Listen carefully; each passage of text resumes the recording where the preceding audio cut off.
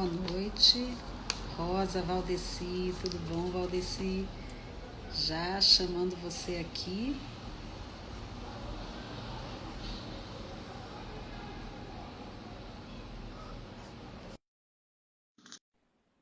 Boa noite, tudo bom, Rosa? Obrigada por estar aqui com a gente. Tenho certeza. Opa, eu acho que eu cancelei aqui. Valdeci.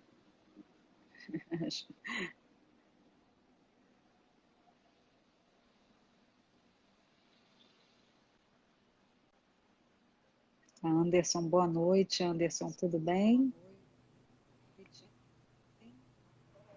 Boa noite, ó. Tá Thaís, ficando ruim tudo aqui bom, a Thaís? internet. Sempre. Obrigada por estar aqui com a gente, tudo jóia. Cris Trindade, obrigada, Cris. Pedro, boa noite, Pedro.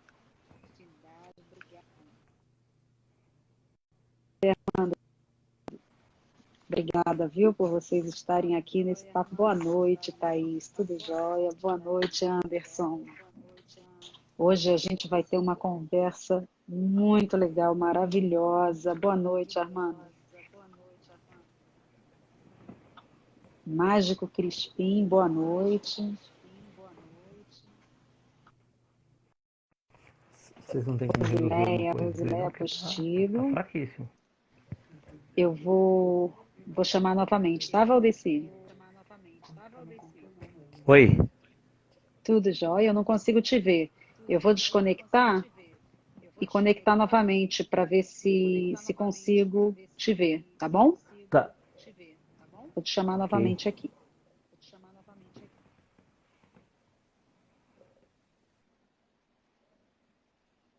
Vamos ver.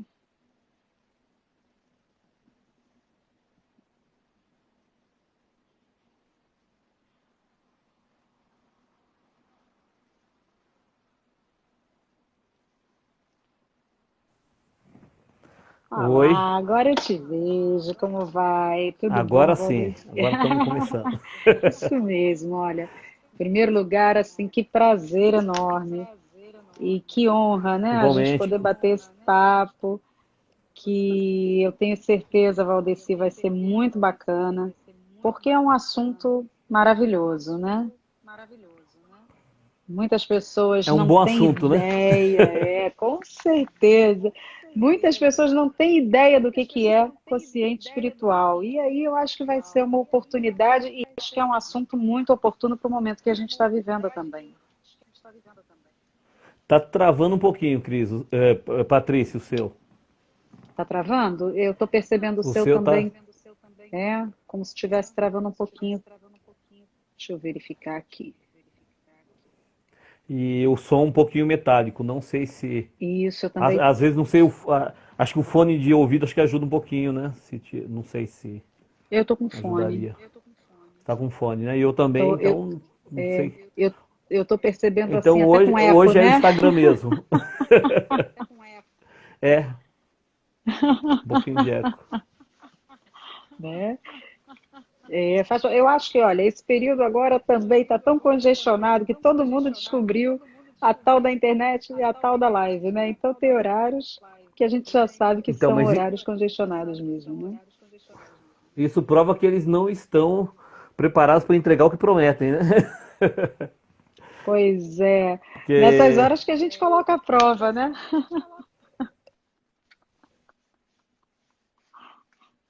Tá um delay assim bem forte, mas olha, tem pessoas entrando aqui com a gente. Lu Silva, tudo bom, Lu? Moça querida, né, que entrou também. O Valdeci acho que travou um pouquinho, não sei se foi ele ou se fui eu, acho que foi o Valdeci, né? Que teve. Valdeci.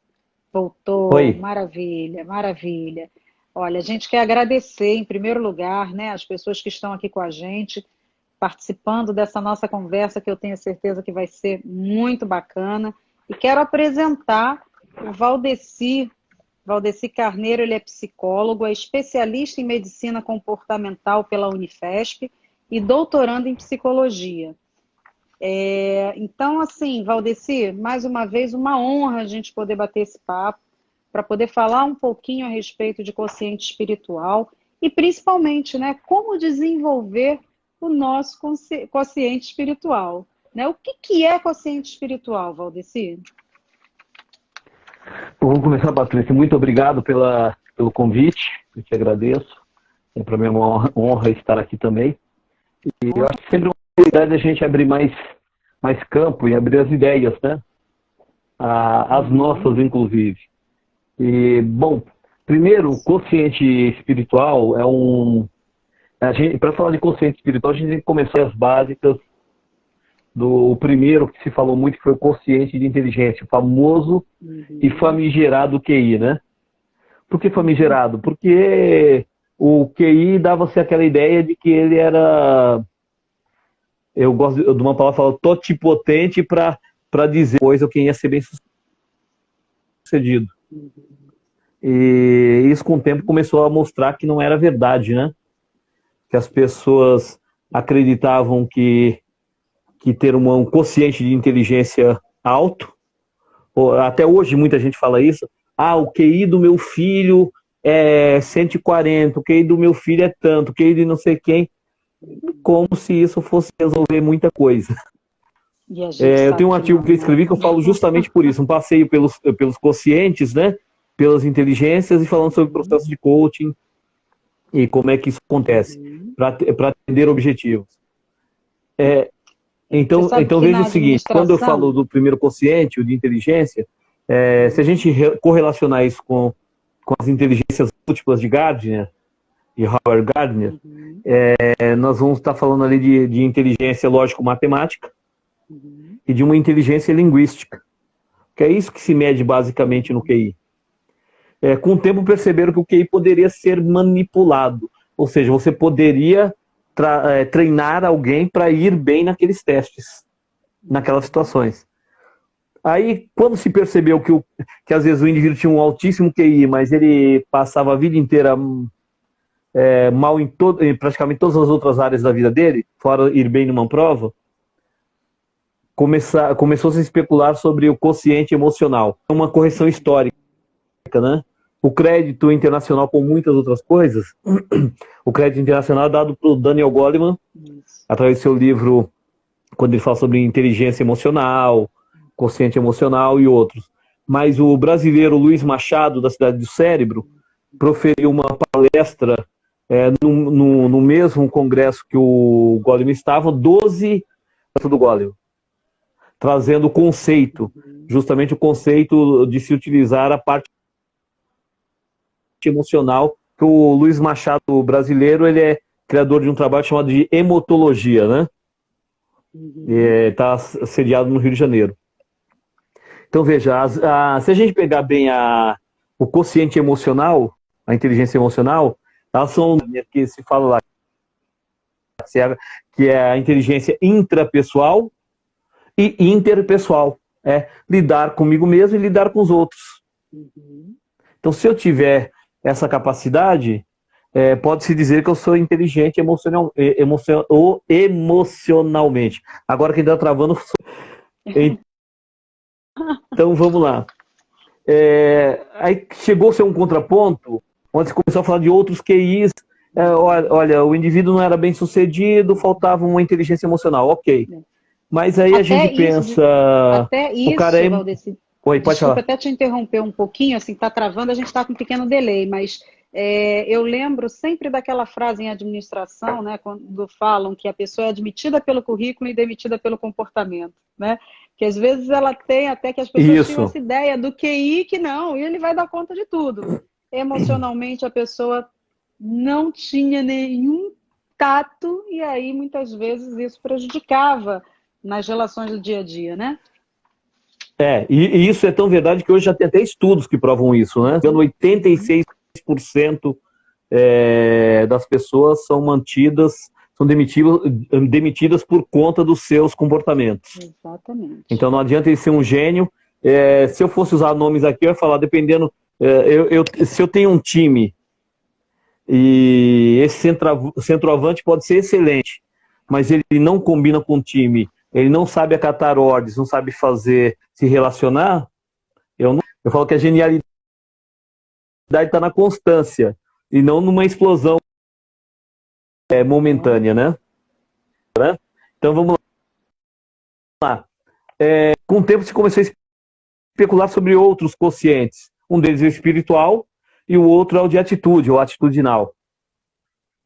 Mas nós vamos falar um pouquinho mais do espiritual, que é o famoso QS. E para isso a gente tem que lembrar, quem firmou muito esse conceito foi essa autora, Dana Zohar, e o Ian Marshall, que é o esposo dela, no livro Inteligência Espiritual. Porque para mim começou a travar aqui, tá bem travando. Tá travando um pouquinho, mas eu tô conseguindo. Tá me ouvindo? Imagem, tô te ouvindo. Gente bem? Vocês estão conseguindo ouvir direitinho? Acho que sim, né? Às vezes a imagem para mim tá com muito meio... delay. Agora eu não sei... Eu acho que as lives de sexta estão ficando com mais gente. Pois é. É verdade. E assim, eu não sei se para você aparece como se eu estivesse travando. Porque para mim aparece o contrário. Parece que você está travando. Mas eu tenho...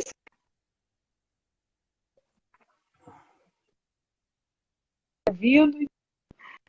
tá travando. A Ana Brasil disse que está travando um pouquinho.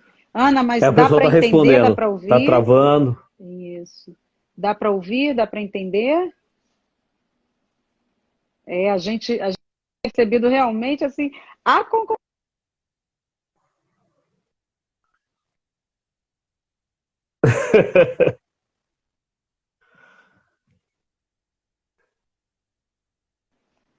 Vamos lá, Marcelo, Ruth, entraram. Então vamos. Agora parece que deu uma melhorada. Vamos ver se continua, né? Ok. O Armando está dizendo que está conseguindo ouvir a gente, sim. Maravilha, Armando. Obrigada, tá? Ok. Então a Dana Zohar, ela é formada em filosofia e física. Então ela foi muito para a área da física quântica, da psicologia, além de ter um marido que é médico, que era psiquiatra, e foi demonstrando algumas evidências, alguns trabalhos científicos a respeito. Para a gente falar em consciente espiritual, ou inteligência espiritual, Patrícia, eu passaria primeiro pela ideia de que a nossa inteligência espiritual é inteligência sistêmica. E aí nós vamos na Dana Zohar, nós vamos ter que ir para outros autores, né? Para outros autores, outras personalidades. Olha que pessoal bacana que está com a gente, porque o Avelino está dando uma força aqui, ó. Prende ainda mais a atenção, apesar que está travando um pouco, então. Obrigada pela força, Avelino, tamo junto. Avelino Capelos. Bora lá. Então, aí a inteligência espiritual é uma coisa mais sistêmica. E a Dana não é a única pessoa a falar sobre isso. Nós temos na programação neurolinguística, se nós pegarmos os níveis lógicos, que para mim é a estrutura da experiência humana, né, do Robert Dilts, o último nível ali, depois da identidade, ou seja, do conceito, da autoconsciência, consciência de quem sou eu, vem o espiritual, que é sistêmico. Então, essa é a primeira ideia. E o sistêmico, ele pede um olhar, que é um olhar mais abrangente, que é aquele olhar de eu falar para você quem mais vai ser afetado pelo que eu estou fazendo. Não é só eu fazer qualquer coisa. Que aí a gente passa pela inteligência emocional, toma as decisões mais loucas e que se dane, deixa para lá. Não é verdade. Quem mais vai ser afetado? Claro. Na minha família, quem mais vai ser afetado no meu grupo, quem mais vai ser afetado na cidade, no mundo inteiro, né?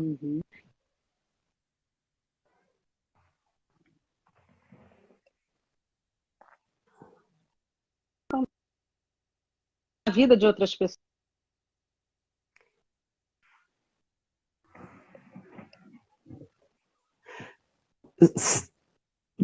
Travou sua fala, mas o que eu entendi foi assim, você falou que o mundo vai... Que na verdade... Repete para mim. Que na verdade é isso, né? Quando a gente consegue perceber que o mundo vai muito além da gente. Que, né, que nós estamos todos conectados de alguma maneira e que as nossas ações têm impacto direto na vida de outras pessoas, né? Sim, que é justamente isso. É perceber que o mundo não sou só eu, mas o mundo é também eu. Eu estou aqui. Então eu também estou fazendo parte. Se eu estou fazendo parte, sistemicamente, conto. Eu estou contando. Eu faço parte dessa contagem. Não tem como não ser. Entendeu? Então, no momento que eu começo a ver dessa maneira, a ver as coisas de uma forma mais abrangente, a vida começa a mudar. Eu tenho que mudar os meus conceitos. Então, a primeira coisa que eu penso quando a gente fala em inteligência espiritual é a capacidade de se ter um propósito real. Um propósito de vida. O pessoal fala muito disso em processo de coaching. Eu vou ser sincero com você, Patrícia. Às vezes o pessoal fala que eu sou polêmico por isso, mas muitas vezes o pessoal fala muita coisa que é só da boca para fora. É coisa decorada. Propósito é uma coisa muito séria. Seríssimo. O que eu vim fazer aqui? Então veja o seguinte, eu tenho que ser pragmático e ao mesmo tempo não. Por isso é paradoxal. Se você olhar para a sua vida hoje, você vai falar o que eu quero fazer, o que eu quero para mim. Se esse fosse o último dia da minha vida, e não fosse agora, com tantos anos, eu gostaria de estar fazendo isso? Se você levanta para ir trabalhar e encara as coisas como um estresse, você não está no seu propósito. Se você encara como desafio, você está. E aí entra até outras ciências que vão entrar junto. As questões biológicas, as questões de anti-envelhecimento. Porque o segredo para que não haja um envelhecimento precoce é justamente você estar alinhado com isso. Um grande segredo para que você não viva num conflito de adoecimento é justamente esse. Eu tenho que ter um propósito real. O que eu quero fazer da minha vida? Está valendo a pena? Isso que eu estou brigando, vale a pena brigar por isso? Então tem pessoas que têm guerras que elas não sabem de quem é, lutando não sabem por quê, e acreditam que estão fazendo alguma coisa. Então elas não têm consciência nem delas mesmas, nem do grupo naquele momento. É meio que uma tendência suicida, né? É um autoflagelo, uma autossabotagem com tendência suicida. Isso que você está falando me faz pensar, às vezes,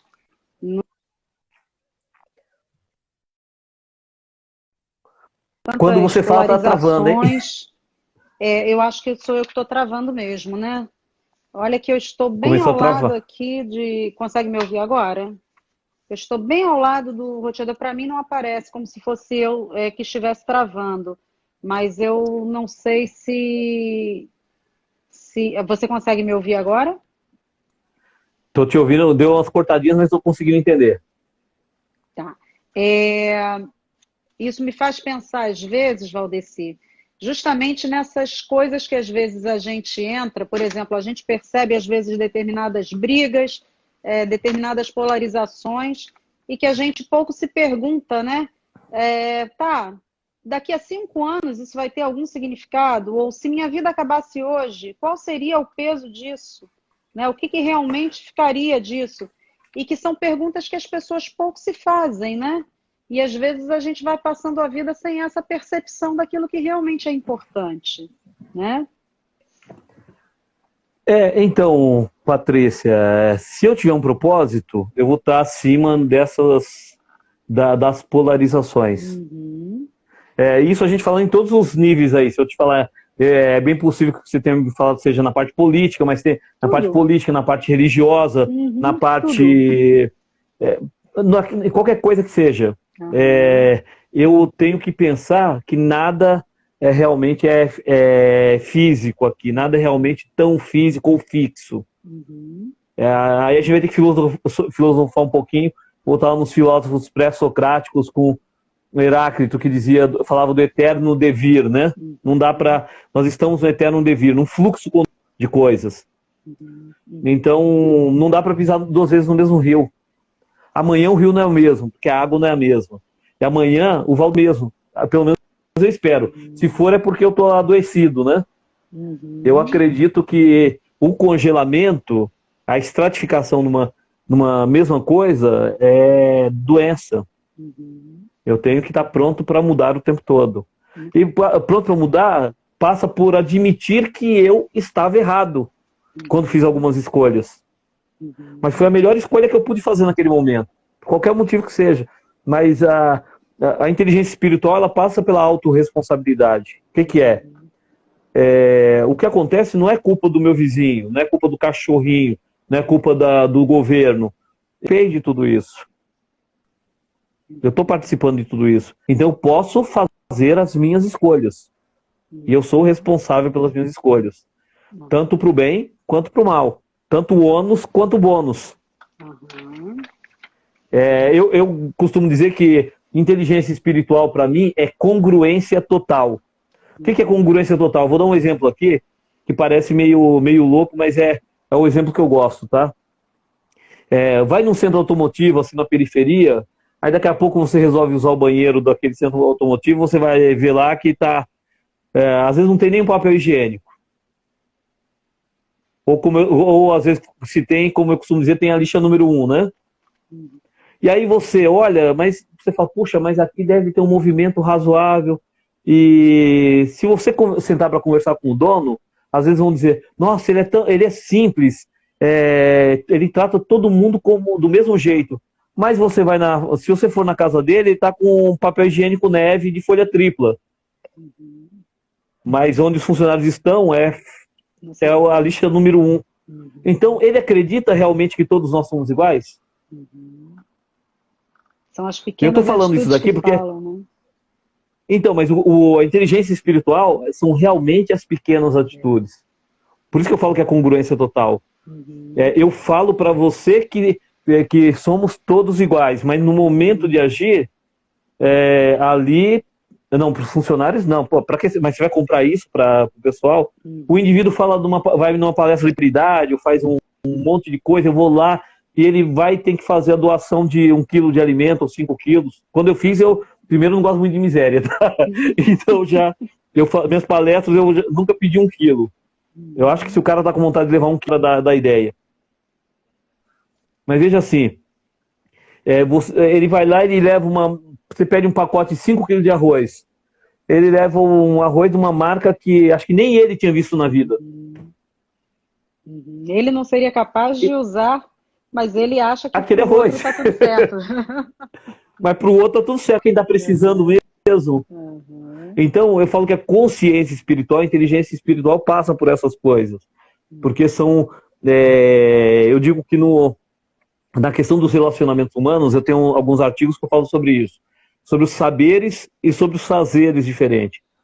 A primeira coisa que a gente vê no relacionamento humano, que eu falo, o primeiro nível deveria ser a tolerância, para que haja um relacionamento mesmo. O que é a tolerância? É 1000 vezes, ou 1 milhão de vezes melhor do que o conflito e do que o confronto, a tolerância. Mas ela traz um pressuposto que eu chamo de negativo, pressuposto até doentio. Eu sou melhor que você, porque eu tolero você. Mas uma vez que eu não entro em conflito e nem confronto, isso já é 1 milhão de vezes melhor. Certo? Eu já não quero mais ter tolerância, eu não sou mais tolerante. Eu tenho por você, pelas suas ideias, pelas suas coisas, pelos seus saberes, pelos seus fazeres.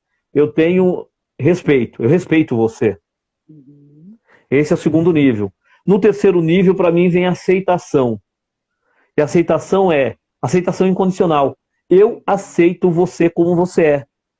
Eu aceito você da maneira que você age, da maneira que você pensa, com o time que você... com o partido que você votou, com a religião que você segue.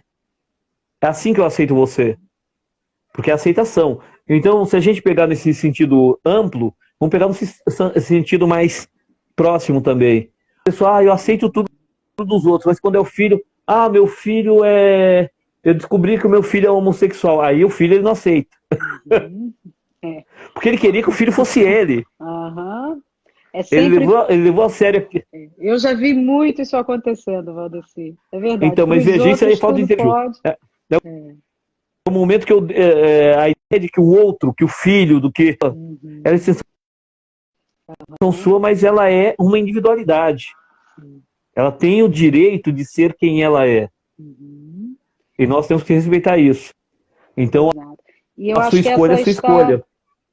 E eu acho que essa está sendo hoje uma das maiores dificuldades humanas, né? Aceitar as pessoas como elas são, com o direito de serem como são, pensarem da maneira que pensam, sentirem aquilo que sentem. Existe uma dificuldade muito grande em fazer realmente essa aceitação incondicional, na sua opinião? Eu acho que isso não é nem uma dificuldade atual, eu acho que essa dificuldade sempre existiu. Desde que a Os humanidade... os processos ditatoriais são isso. As pessoas querem todo um processo de conformação e a conformação gera uma deformação. As escolas são feitas para isso. Aqui fica a minha crítica para o sistema. Quem me conhece, conhece sempre, desde criança, em relação ao sistema, de como são feitos. Os sistemas são feitos dessa maneira. É melhor ter algum sistema do que nenhum, do que não ter sistema algum. Mas veja, muita conformação, ela gera deformação.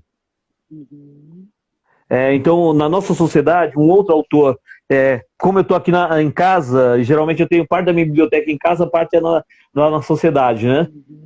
E tem um livro que eu gosto muito, e que tem até alguns vídeos que eu falo sobre isso, que é do Dom Miguel Ruiz, um médico herdeiro do clã dos toltecas, e que ele fala dos 4 compromissos da filosofia tolteca. E não tem nada a ver com religião, é uma filosofia. O primeiro compromisso é seja impecável com a sua palavra. Ser impecável com a sua palavra é ter comunicação assertiva. Que o seu sim seja sim, que o seu não seja não. Quem gosta da Bíblia vai lembrar que até Jesus falou disso. O seu sim seja sim, o seu não seja não. É ser assertivo. É ter uma palavra que tenha valor. O segundo compromisso é nada é pessoal. Nada é pessoal. Não leve nada pro lado pessoal. Eu falo pro pessoal o seguinte: o cara me fecha na rua, no trânsito, ele não fechou porque era o Valdeci, porque ele não me conhece. Ele me fechou porque deve ser um costume dele, porque é um hábito dele, ou porque ele achou que eu estava tirando alguma coisa que era dele. Mas isso não é pessoal. E se eu levar pessoal, vai ser complicado. Claro. O terceiro não tire conclusões, não julgue. Não julgue. Você não sabe nada da vida do outro. Se eu não sei nada da vida do outro, quando eu falo do outro, eu poderia trazer isso para bem próximo, só para deixar bem complicada a situação. Se eu falar que eu não sei nada, eu posso falar que eu não sei nada da vida da minha esposa, eu não sei nada da vida dos meus 6 filhos, não sei nada da vida só tenho só 6, tá? Dos 6 filhos, dos 4 netos, eu não sei nada. Porque cada um deles é um mundo.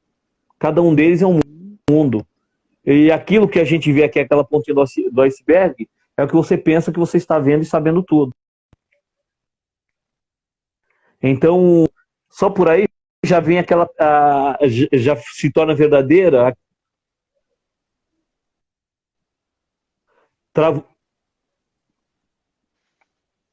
Exatamente isso. A gente pouco se conhece. Para dizer que conhece o outro, piorou, né? Isso já vale por aí. O quarto compromisso é dê 100% de si. Dê 100%. Esteja ali. Esteja de corpo e alma, né? Eu falo que muitas pessoas, quando elas estão no lugar, isso é de corpo presente, né? Ela tá ali, mas não tá. Então eu falo, isso aqui é missa de corpo presente.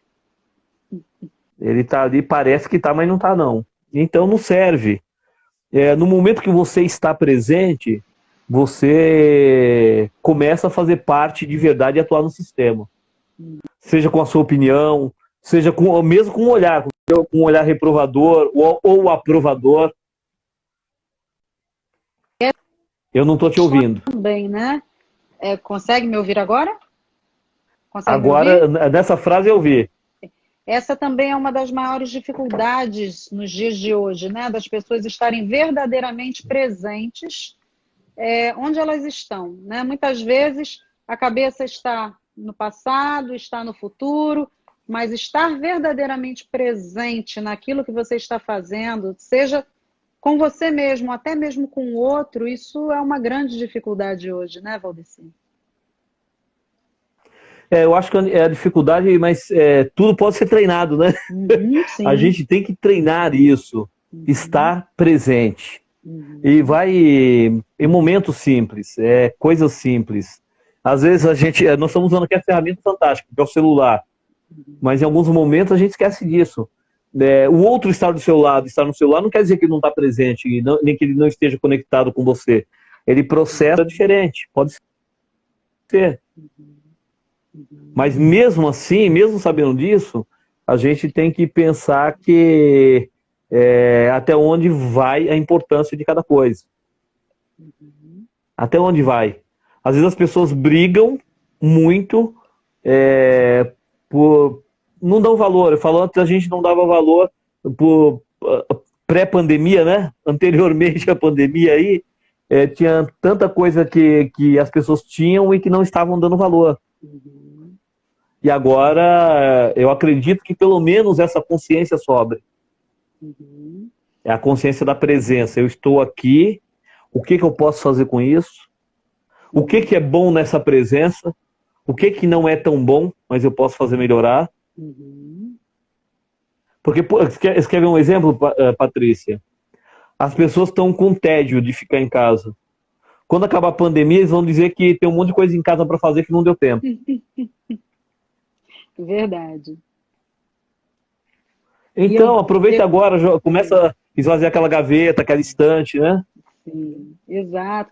E eu vejo muito também, assim, como realmente, às vezes, a gente entra no dia a dia. Você consegue me ouvir? Me ouvindo? Consigo, estou te ouvindo. Como a gente entra no dia a dia, nisso que você falou, né? Naquele estado em que a gente passa a achar que uma série de coisas são normais, a gente deixa de dar valor. E agora algumas pessoas nessa privação começam a perceber essa importância, né? Estar com o outro, aquilo que às vezes eu não valorizava, aquilo que eu às vezes achava que era uma coisa banal, hoje eu me sinto privada da presença e da companhia desse outro. Então, o que eu posso realmente estar presente e estar da melhor maneira possível quando eu puder voltar a estar com o outro? Então, acho que são coisas que também vêm nessa reflexão, né? Eu acho que essa é a parte mais importante da reflexão, e tudo que eu torço hoje, que eu rezo, é que essa lição fique. Porque eu costumo dizer que a vida não tem moral. A natureza não tem moral.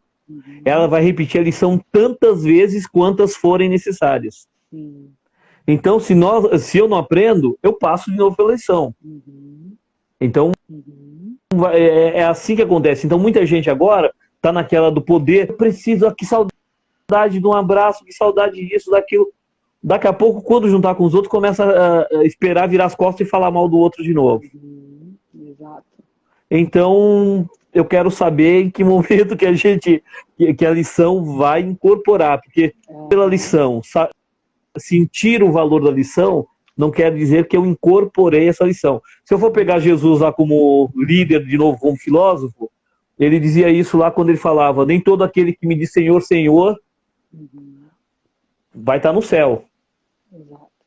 Entendeu? Então não adianta só você ficar gritando ou usando a palavra para ficar rotando algumas coisas se você não praticar. Claro. Ou eu isso, ou eu faço valer isso, ou não está valendo, né? Exatamente. Que tem a ver com a coerência, né? Com a congruência, como você falou, né? Sim. E que tem a ver realmente em você vivenciar aquilo que você prega. Inteligência espiritual tem alguma coisa a ver com religião, só para as pessoas que de repente ainda nunca tinham ouvido falar nesse termo? Tem alguma coisa a ver com religião ou não? Nada a ver. Não tem a ver com religião e ao mesmo tempo tem, paradoxalmente. Então vamos lá. Não tem a ver com religião, tem a ver com religiosidade. Com sentimento. Se a gente pegar a palavra religião vindo lá de religione, religare, o ato de religar a uma outra consciência, uma consciência primária, Aí tem. Se eu pensar que sistemicamente é isso, eu tive uma conversa com um colega, eu acho, se não me engano, ele me contava sobre biólogos que estavam numa tribo indígena, aqui brasileira, não era nem fora. Tem síndrome de vira-lata, né? Tudo que vem importado com escritinho em francês, inglês, espanhol, para ele estar melhor. Então, se fosse o ia ser melhor, não seria o brasileiro. E ele chegou para esses índios, ele pensou que ele ia esnucar o pajé, né? E ele falou para o pajé, ok, o senhor é o líder espiritual aqui. Quando a gente sai daqui, você saiu desse plano físico, o que tem lá em cima? E ele pensou que o pajé ia dar para ele uma visão antropomorfizada de uma divindade. Tipo, um velho de cabelos brancos, ou um índio velho, não sei. E esse pajé olhou para ele e falou, acima disso tudo aqui, existe um grande pensamento. Um grande pensamento.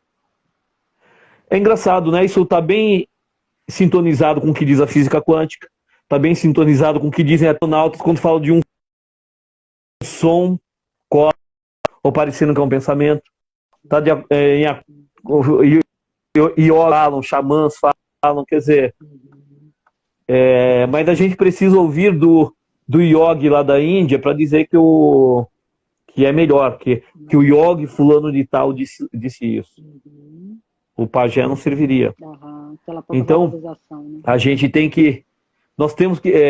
quando eu falo de inteligência espiritual, é congruência, é pertencimento, é sentir que eu pertenço a isso, que eu faço parte. Eu tenho que crescer e tenho que permitir que os outros cresçam. Eu tenho que ser eu mesmo e permitir que você seja você, que o outro seja o outro. Então, mas eu tenho que pensar que... inclusive a Dana ela vai falar disso num dos caminhos, que ela fala dos caminhos para o desenvolvimento da inteligência espiritual. Ter firmemente um caminho, mas existe uma outra coisa, você tem que respeitar os caminhos, você tem que admitir que não existe só o seu caminho. Sim. E às vezes na religião, na política, as pessoas têm muito isso de eu sou e os outros não são. Sim. Inclusive, um dos 10 sinais, né, de inteligência espiritual que a própria Dona Zohar ela fala é justamente a questão de você saber respeitar, você saber viver e celebrar a diversidade, né? Você entender que o outro é diferente de você, que ele é um outro universo, que ele merece todo o respeito como você merece ser respeitado também, né? Então, mas você vê, quando a gente fala de ver o outro, a respeitar a diversidade, a gente está falando de ponto de vista. O ponto de vista, como eu falei, eu não conheço nada da história do outro, não sei nada da vida dele. Então, a visão que ele tem do lado dele é diferente da visão que eu tenho do lado de cá. Por isso ele age diferente. Então, se a gente for falar disso daqui, nós podemos passar uma coisa que eu estudo há mais de 30 anos, são mitos religiosos, mitos em geral, filosofia religiosa, religiões comparadas. E tem um mito ligado na filosofia afro-brasileira, na teogonia afro-brasileira, o mito de Exu, uma das histórias que fala de Exu, que Exu veste uma roupa de um lado preta, de outro lado vermelho, o chapéu era desse lado, por exemplo, preto e vermelho, a camisa preta e vermelha, a calça preta e vermelho, os sapatos também. E ele foi passando no meio de duas pessoas, em duas pessoas que estavam numa rua, num lugar qualquer, ele passa no meio daquelas duas pessoas, olha para um, e quando ele acena e sorri, aquele lado preto está se mostrando. Ele olha para o outro, acena, sorri, e aí mostra o lado vermelho. E ele vai embora. E os dois não percebem essa partição, né? E daqui a pouco, assim que ele sumiu de vista, os dois começam a conversar e falam, nossa, que simpático aquele homem de preto que passou, né? E o outro responde, não, homem de preto não, era de vermelho. Não, era de preto, era de vermelho, preto, vermelho, você que é cego, não, você que é burro, você isso, você aquilo. Começaram a brigar e se mataram. E aí, na ignorância das pessoas, quando interpretam alguns mitos, eles falam, Exu é o orquestrador de intrigas. Foi ele que gerou a intriga?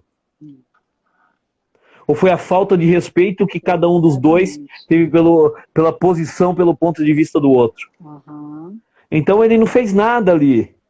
Ele simplesmente fez o que ele fazia. Passou, cumprimentou, e as pessoas brigaram pelos seus pontos de vista. E nenhum dos dois tinha razão, e os dois tinham razão, né? Exatamente. Nesse caso, os dois estavam falando da mesma coisa, apenas com pontos de vista diferentes, né? E sem respeitar o do outro, né? Exatamente. O Francisco, ele fez uma colocação aqui muito interessante, que ele colocou, né? A gente estava falando sobre a questão de propósito e tal, e ele colocou: Viktor Frankl, ao defender sua tese, o inconsciente espiritual não seria um prenúncio da inteligência espiritual? Não só o Viktor Frankl, tem muitos, Francisco. O Viktor Frankl, ele conta a história dele, que ele vem o criador da logoterapia, né? Logosofia, logoterapia. E das questões das câmaras de gás, dos campos de concentração. Mas é esse olhar para dentro dele mesmo. Essa inteligência sempre existiu. Uma constatação não quer dizer uma criação. E por isso que eu falei que tem várias raízes. Quando a gente fala da programação neurolinguística, com a visão lá de Robert Dilts, quando nós falamos da própria Dana Zohar, a Dana Zohar, ela pega alguns exemplos, é a parte científica da coisa. Isso começa com um psicólogo, se não me engano, norte-americano mesmo, o Michael Persinger, que ele usando estimulação transcraniana, magnética, ele que não era acostumado, teve experiências espirituais e disse: eu falei com Deus. Ele teve uma experiência transcendental. E aí, nisso, um outro médico, que é o Ramachandran, Vilanur Ramachandran, um dos maiores neurocientistas da atualidade, ele, quando ficou sabendo daquilo, ele falou: não, mas não era uma experiência mística, que eles eram acostumados a ouvir isso de pessoas que tinham ataques epiléticos. E aí, ele falou, foi de um profissional. Ela falou: deixa eu ligar para esse cara. E começa. E descobriu que esse ponto aqui no cérebro, que no lobo parietal, temporal, né? Temporal, a parte temporoparietal, que ele teria trazia essa sensação que essa parte, quando olhado nas imagens cranianas, do PET scan ou ressonância funcional, magnética funcional, que quando a pessoa estava tendo uma experiência mística ou falando de alguma coisa religiosa que ela acreditasse muito, uma experiência espiritual que ela acreditasse muito, sendo ou não religioso, aquelas partes ativavam. Isso ficou conhecido como ponto Deus no cérebro, ou módulo Deus. E que eu sempre gosto de lembrar que isso não prova que Deus exista, mas isso prova que em algum momento da nossa ancestralidade biológica nós fomos codificados para acreditarmos numa inteligência superior. Nós fomos codificados. Se a pessoa for descrente, não tiver crença espiritual alguma, ela pode pensar: foi a natureza sozinha. Então a natureza, inteligentemente, ela fez essa criação. E isso tem se mostrado muito bom e positivo para os seres humanos. Inclusive na parte terapêutica. Na parte terapêutica eu posso usar a sua crença para te ajudar, a sua crença espiritual. Eu posso te ajudar também com a falta de crença disso. Se você acredita que o bem maior que você tem, que você entende que suprimiria ou supriria aquela coisa espiritual, é a liberdade, eu posso fazer você sentir essa liberdade no mais alto grau. E então aí a gente percebe, né? Porque não tem a ver com, como você falou, com religião, mas o consciente espiritual, mas tem a ver com espiritualidade, né? Com essa busca de sentido também. E isso já é comprovado porque a neurologia, a medicina vem estudando cada vez mais, inclusive, os efeitos da espiritualidade sobre as doenças, né? A importância até da espiritualidade como fator de proteção de suicídio, né?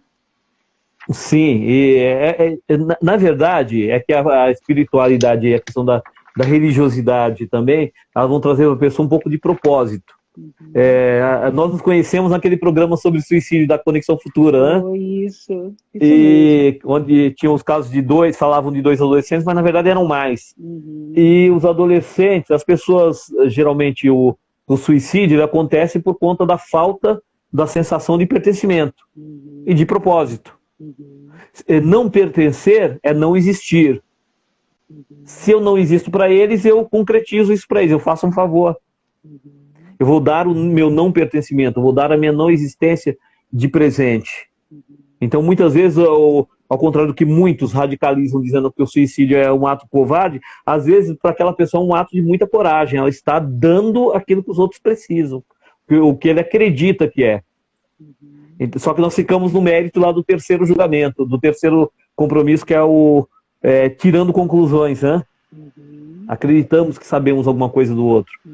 E isso é tão real que em muitos países onde as questões socioeconômicas não são gritantes, a gente tem um índice muito alto de suicídio porque a pessoa não se sente desafiada. E já não se sente pertencente a alguma coisa, colaboradora daquilo. Não faz diferença se eu estou aqui amanhã ou não. Não faz diferença para o meu grupo. Então a gente começa primeiro pelo clã, ali, pela aquela partezinha perto. Que diferença que faz se eu estiver aqui amanhã? E para o meu bairro, e para a minha cidade, Então, quando você tem um propósito, você sabe para que você está ali. Você sabe com você. Não quer dizer que pode ser a maior loucura sua, mas é um propósito. É a sua crença pessoal. Então, para falar de propósito, eu gosto de lembrar de uma... Estou vendo que a gente está ficando um pouco tempo, mas vamos lá. Eu gosto de pegar muito o reino animal para isso. Se você chegar no formigueiro, com aquelas brincadeirinhas que adulto faz, mas que criança gosta muito de fazer, né? Vai lá, você vê um formigueiro, tá numa área rural e desmancha o formigueiro. Quando você voltar lá amanhã, estão remontando de novo e estão fazendo tudo de novo. Se você voltar no outro dia e desfizer, eles fazem de novo. E se você voltar de novo e desfizer, ela vai fazer de novo. Então a consciência de grupo, a gente não vai confundir com a nossa consciência. Com a nossa questão que é mais racional, que é mais racionalizada. Mas vamos pensar no propósito. O propósito delas nós vamos fazer isso. Nós estamos aqui para isso. Se você fizer isso com uma aranha, se fizer a teia da aranha, o que ela faz?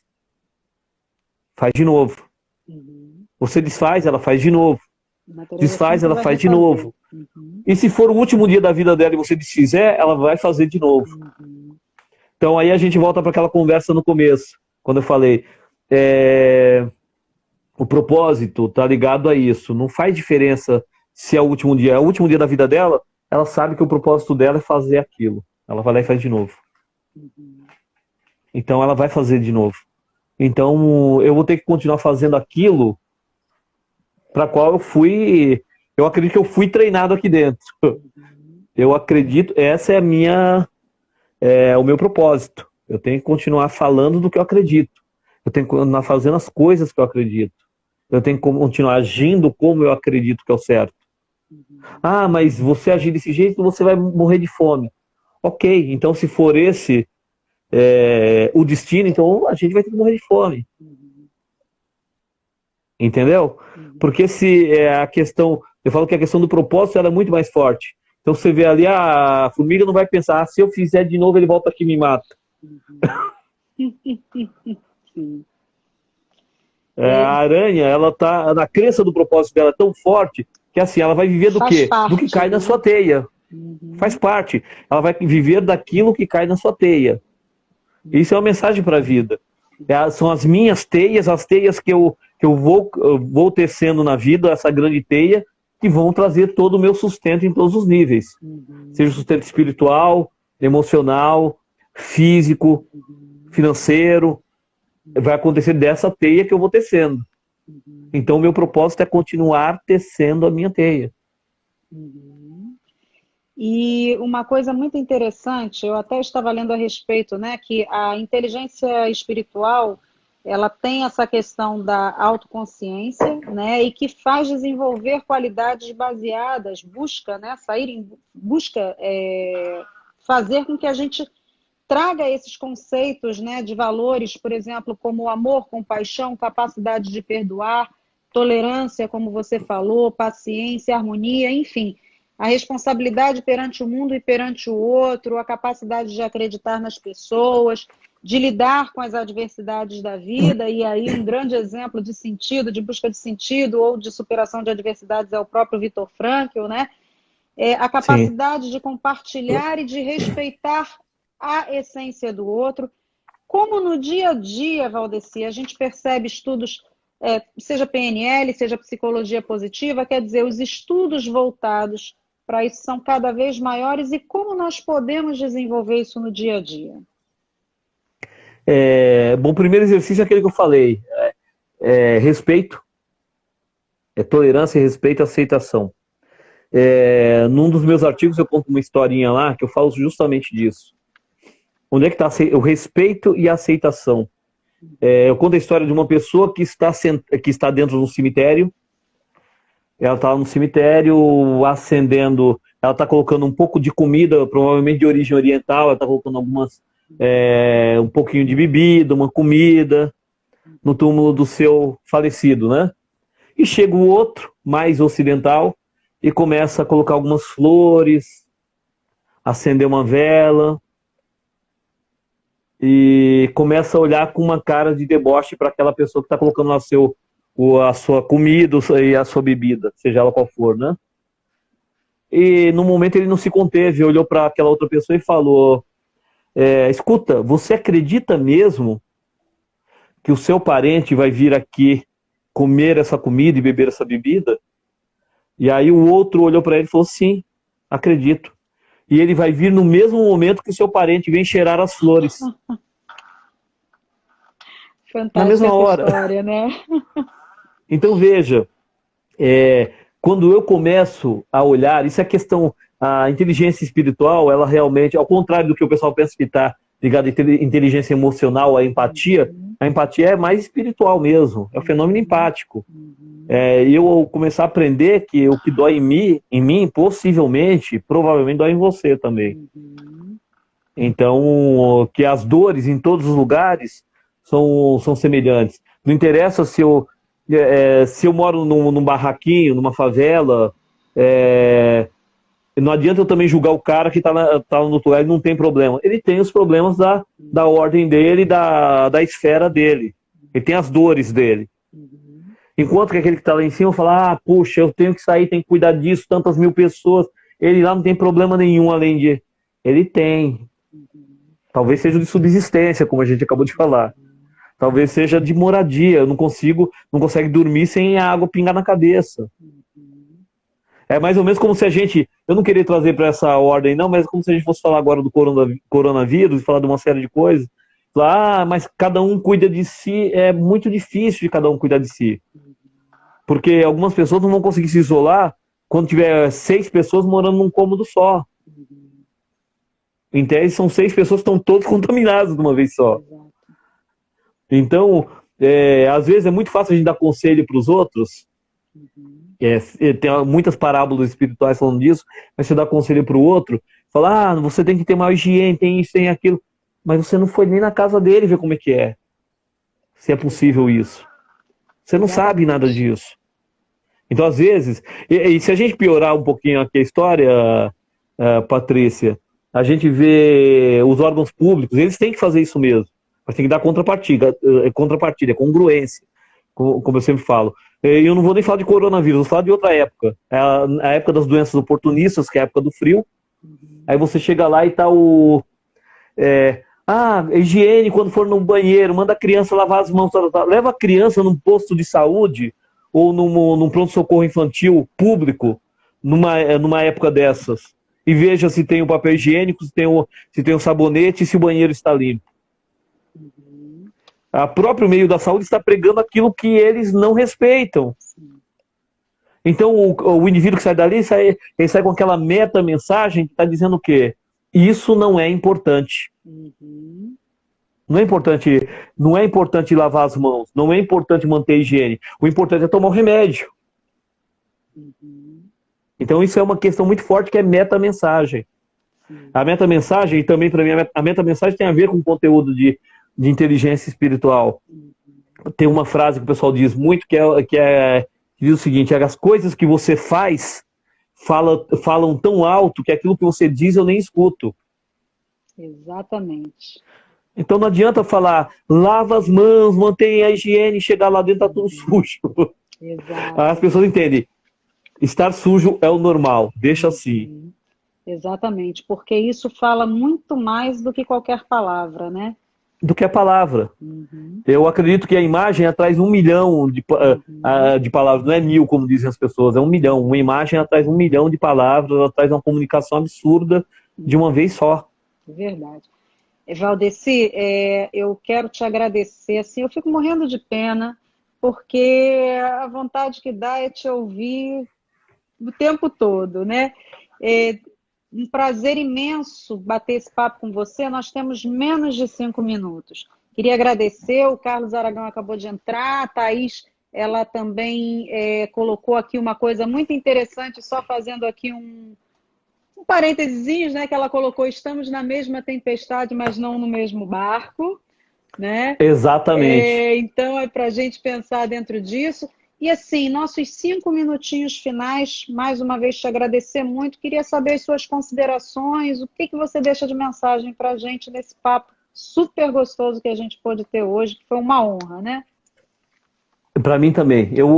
Bom, eu vou aproveitar e fazer uma recomendação, um livrinho que eu gosto muito, do Khalil Gibran, Khalil Gibran, que é o Profeta. O Profeta, ele é uma obra muito bem inspirada e dá essas visões. A outra é Os 4 Compromissos, do Dom Miguel Ruiz, e Inteligência Espiritual. Então, eu vou repisar aqui a ideia. Inteligência espiritual, para mim, é congruência total. Se a gente relembrar Gandhi falava, seja você a mensagem que você quer transmitir ao mundo. Seja você essa mensagem. Tem uma história que atribuem a Madre Teresa, que dizem que convidaram ela muitas vezes para participar de passeatas contra a violência, e ela não foi. Mas, ao mesmo tempo, viram Madre Teresa participando de passeatas pela paz, e ela foi. Ser contra a violência não é ser a favor da paz. Então, diga para que você veio. Seja o que você tem que ser, mas seja congruente com aquilo. Gratidão, Valdeci. Um forte Eu que abraço agradeço. para você. Obrigada a todo mundo que esteve com a gente, que acompanhou aqui o nosso papo. Espero ter outras oportunidades, que bater esse papo com você é sempre muito agradável. Tá bom? Eu te agradeço, Patrícia. Muito obrigado.